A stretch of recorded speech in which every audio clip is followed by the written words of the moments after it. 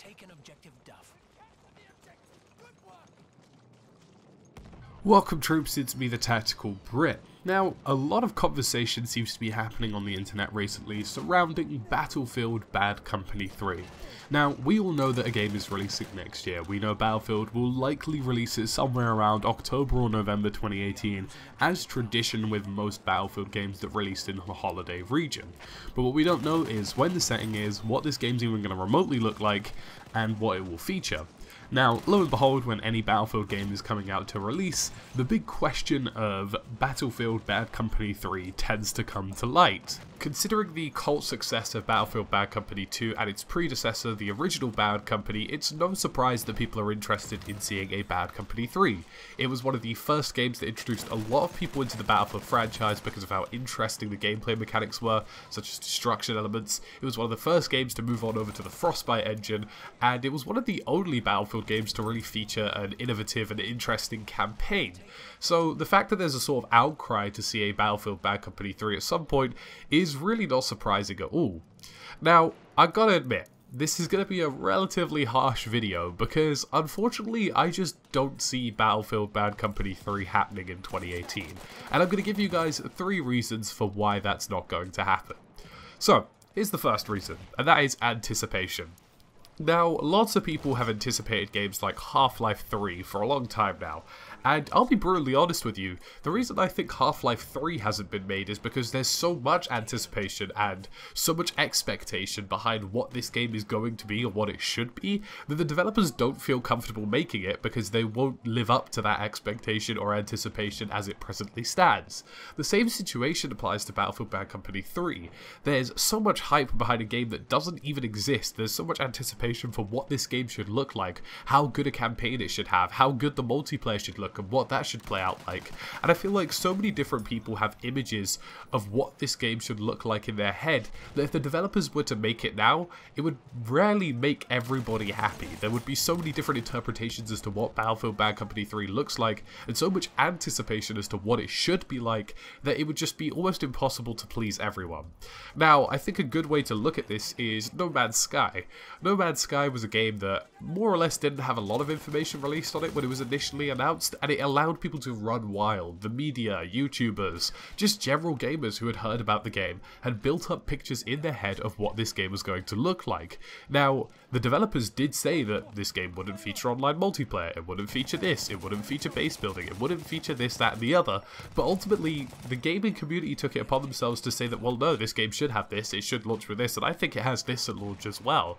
And because of that anticipation, the actual response to the game was incredibly poor. I mean, it's probably one of the most refunded games in history. Now, that's not to compare No Man's Sky with Battlefield Bad Company 3, because No Man's Sky was a walking train wreck from the beginning, but you can kind of see how the link between over-anticipation and actual launching a game can lead to some relatively nasty consequences. Now, the next one is that DICE doesn't actually know what Battlefield Bad Company 3 would look like themselves. It wasn't too long ago that an article released that DICE said that they didn't actually know why people enjoyed Battlefield Bad Company as much as they did.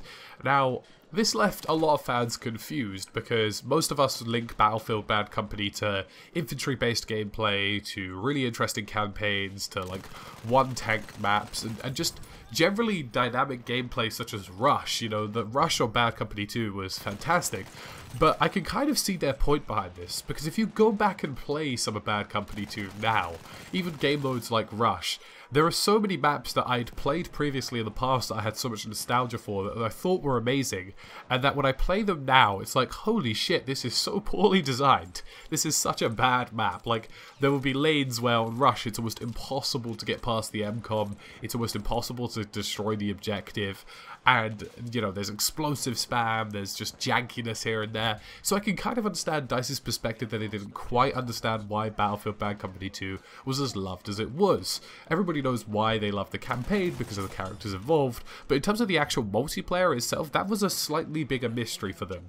And I'm sure it's one they'll figure out. I mean, for me personally, you know, Bad Company has always represented infantry-based gameplay as opposed to multi-vehicular-based gameplay. It's always represented squad-based gameplay as opposed to 64-man gameplay, and it's always had a focus on transport vehicles like Black Hawk helicopters and boats, as opposed to vehicles like ATs and, you know, MBTs and everything in between that we have these days in Battlefield, which could be anything from a tank to a blimp to a boat. It's very, very explosive based in Battlefield these days in comparison to the older days of just flying around in a little Black Hawk helicopter with a machine gun attached to it. Now, the last one I think is something that a lot of us don't actually think about. Now, this is the last reason I have for why Battlefield Bad Company 3 won't happen in 2018. And it's that we're probably overstating the hype for this game. A lot of people need to realize that whilst Battlefield Bad Company 2 and Battlefield Bad Company did of course introduce a lot of people into the franchise, Battlefield 3, Battlefield 4, Battlefield 1 and even Battlefield Hardline have introduced a lot more players into the franchise than Bad Company ever has. Battlefield 3 alone probably introduced players within the hundreds of thousands and millions, Battlefield 4 certainly did, and I think Battlefield 1 has probably introduced the largest influx of newer players to the franchise that we have ever seen, and most of these players have probably never even heard of Bad Company. They've probably never touched the game, they've probably never seen what it's like, and, you know, for most people, Battlefield 1 will be the first Battlefield they've ever played. You know, so there's a very small but vocal community, I believe, that really wants Bad Company 3 to happen, but I feel like actually financially speaking, it would be a risk to make this game, because there's a good opportunity that a large majority of the current player base of Battlefield 1 simply doesn't know what Bad Company is. They might pretend they know, they might pretend they've played it, they might pretend they've been a Battlefield fan for a long time now. But realistically, the amount of people who have actually played Bad Company 2 and are actually anticipating Bad Company 3 is probably a lot lower than people who are anticipating a new modern Battlefield 5, which is why I feel as though we probably won't see Bad Company 3. So to summarize, anticipation, the fact that DICE doesn't know what Bad Company 3 would look like, and potentially overstating the hype for this game are three reasons why I personally believe Battlefield Bad Company 3 won't happen. I personally believe at this point that it's either going to go to two places. It's either going to jump to a sort of early modern period, bringing back assault rifles, bringing back the things that we really enjoyed about previous Battlefields and slightly missed out in Battlefield 1, or it's going to jump straight on into World War II. Those are the two most obvious places I can see it going at the moment, but unfortunately Battlefield Bad Company 3 isn't one of them. So guys, that's it from me today, the Tactical Brit. As always, thank you for watching. Let me know what you think down in the comment section below, and I'll see you again in the next video.